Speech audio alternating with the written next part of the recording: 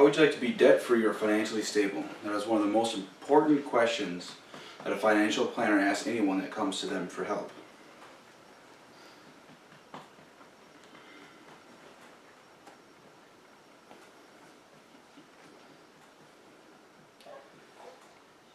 Everyone should have a personal budget to help them plan for a secure financial future. And there's no better way to get help if needed than from a certified financial planner. Now, I have been creating, setting, and following a personal budget that has been set for me and my wife by us to help us see how much is coming in compared to how much is going out. It is my purpose to shed some light on how important it is to use a personal budget. There are three areas that a person needs to look at when creating a personal budget. First, they need to analyze how much money is coming in compared to how much is going out.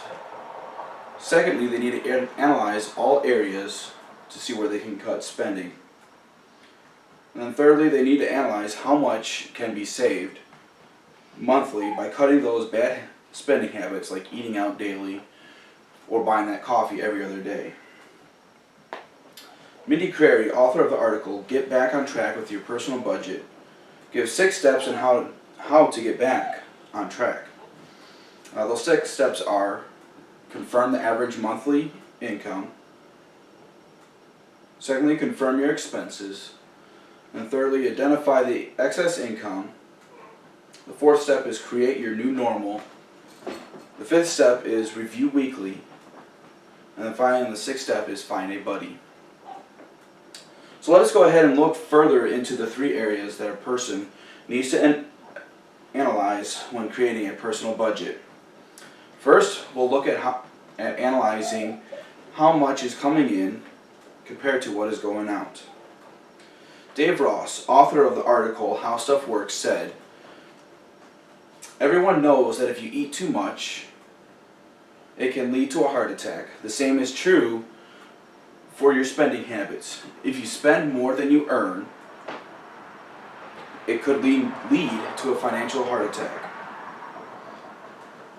Out of control debt, foreclosure, bankruptcy, and a lifetime of lousy credit reports.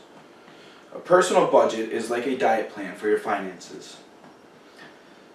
When people get to a point of being so far under the pressure of debt, it also causes physical health problems due to now worrying about how are we going to get out of this debt, or what can we do next to create something better financially. When people analyze how much they bring in compared to how much goes out, they'll be shocked how easily they can save the money instead of spending it wastefully. It brings us to the second area that people need to analyze their personal budget for, and that is to see where they can cut spending. Dave Ross suggests in his article that the first step is by doing a financial analysis. When people create the analysis, they see how much of their spending is wasteful. My wife and I did a financial analysis before we got married, when we decided to put our finances together.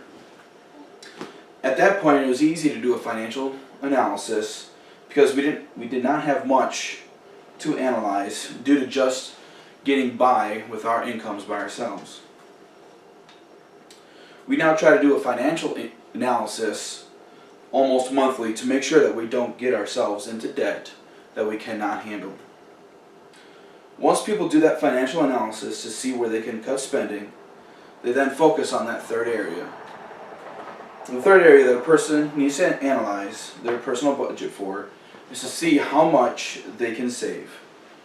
Dave Ross states in his article, finance software like Quicken and Microsoft Money could do some of that analysis for you.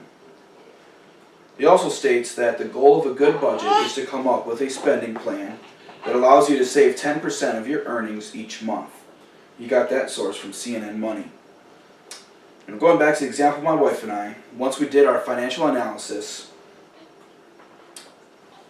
after we got married, we wanted to save anything that was extra throughout the month, even if it meant we were saving only $20. And we eventually were able to set a category in our budget that allowed us to put around $200 a month in that category to save. These three areas of analyzing our budget will help us keep everything decently and in order. God likes it when His children keep everything decently in order. He even tells us to do that in 1 Corinthians 14:40, where it says, "Let all things be done decently and in order." When our finances are done decently and in order, we please God because it means our debts are paid on time.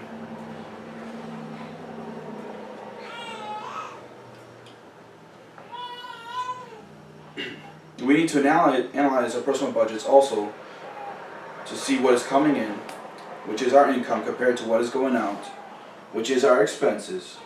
Then we need to now analyze our personal budgets to see where we can cut spending. And finally, we need to analyze our personal budgets to see where we can save.